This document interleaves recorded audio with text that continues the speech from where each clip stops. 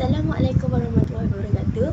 Saya Nurul Farah Idayah Binti Muhyiddin akan membentangkan novel Sulalatus Salatin 14 yang dimana tajuk-tajuk kecilnya ialah Raja Legor gagal menyerang Pahang, Biadab di hadapan bendahara dan juga Raja Petani dan Raja Kedah dinobatkan.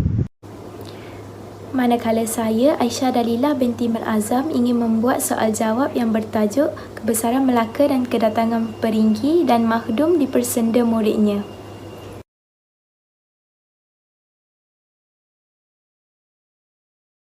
Yang pertama, siapakah nama Raja Legor? Raja Legor Maharaja Dewa Sura yang dititahkan Raja Siam menyerang Pahang. Soalan,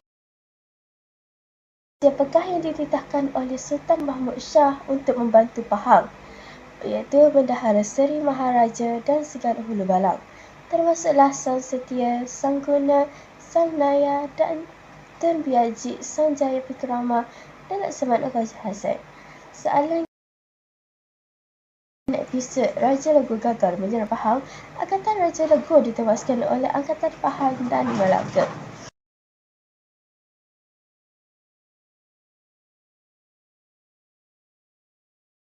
Yang biadab kepada bendahara, iaitu Tun Pepatih Hitam, asal daripada Tun Jana Buga Dendang.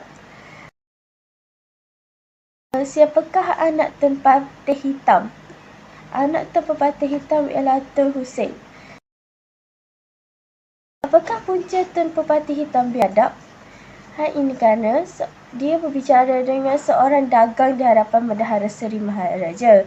Setelah dilihat anaknya datang berkeris panjang, Tun Pepatih Hitam berdiri dengan menguis tikar dengan kakinya dan mempersendakan bendahara dengan katanya, "Mentari apalah ini yang dibicarakan orang sebegini?" Soalan keempat, siapakah yang membunuh Tun Pepatih Hitam? Laksamana Khaja Hasan telah membunuh Tun Pepatih Hitam.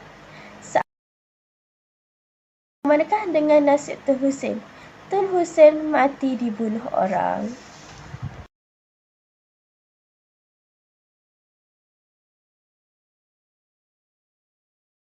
Apakah yang memerintah negeri kota Mahligai? Raja Sulaiman. Soalan kedua, siapakah yang membunuh Raja Sulaiman? Chao Seri Bangsa, anak Raja Siam telah membunuh Raja Sulaiman. Apakah janji Raja Chao Seri Bangsa? Masuk Islam jika Raja Sulaiman berjaya dikalahkan.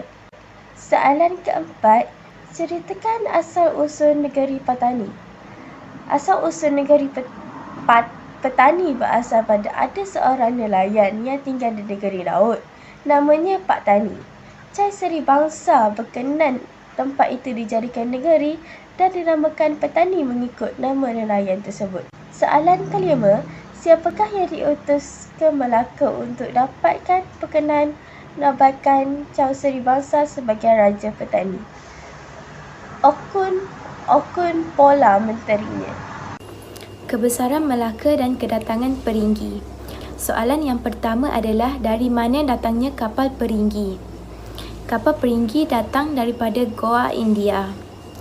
Soalan yang kedua, apakah gelaran yang diberikan oleh orang-orang Melaka kepada orang-orang Peringgi? Gelaran yang diberikan oleh orang-orang Melaka kepada orang-orang Peringgi adalah Bengali Putih. Soalan yang ketiga, apakah bentuk hadiah yang diberikan oleh Kapitan Peringgi kepada Bendahara Seri Maharaja? Bentuk hadiah yang diberikan oleh Kapitan Peringgi kepada Bendahara Seri Maharaja ialah rantai emas berpermata. Soalan yang keempat, siapakah Vizirai Peringgi di Goa ketika itu? Vizirai Peringgi di Goa ketika itu ialah Alfonso di Albuquerque. Soalan yang kelima, siapakah yang diarahkan supaya menyerang Melaka? Orang yang diarahkan untuk menyerang Melaka ialah Gonzalo Pereira dan nama kapitannya Mor.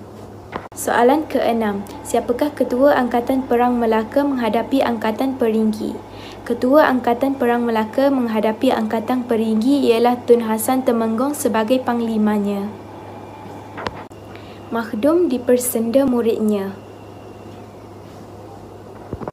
Soalan yang pertama, siapakah nama Makhdum yang datang dari Jeddah?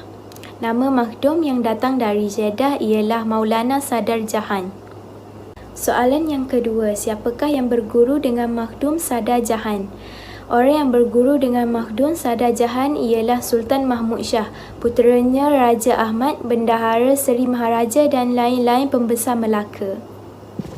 Soalan yang ketiga, mengapa Maulana Sadar Jahan marah kepada Seri Rama? Maulana Sadar Jahan marah kepada Seri Rama kerana Seri Rama adalah seorang ulama yang datang ke Melaka kerana tamak akan harta. Soalan yang keempat, mengapa Seri Rama menyindir makhdum Sadar Jahan? Seri Rama menyindir makhdum Sadar Jahan kerana makhdum Sadar Jahan terlebih dahulu marah kepada Seri Rama yang mabuk arak dengan mengatakan arak itu ibu segala najis.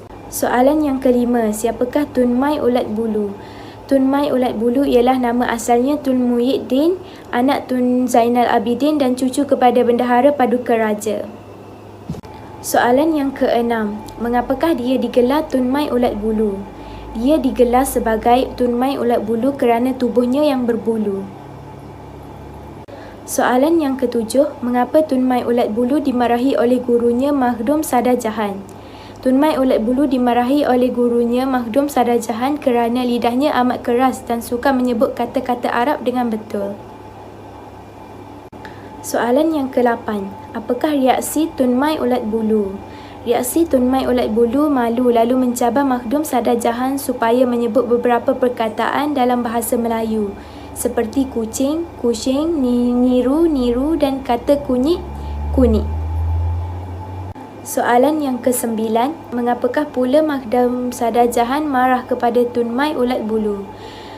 Makhdum Sadar Jahan marah kepada Tun Mai Ulat Bulu kerana Tun Mai Ulat Bulu menyindirnya kerana tidak dapat menyebut kata Melayu dengan betul.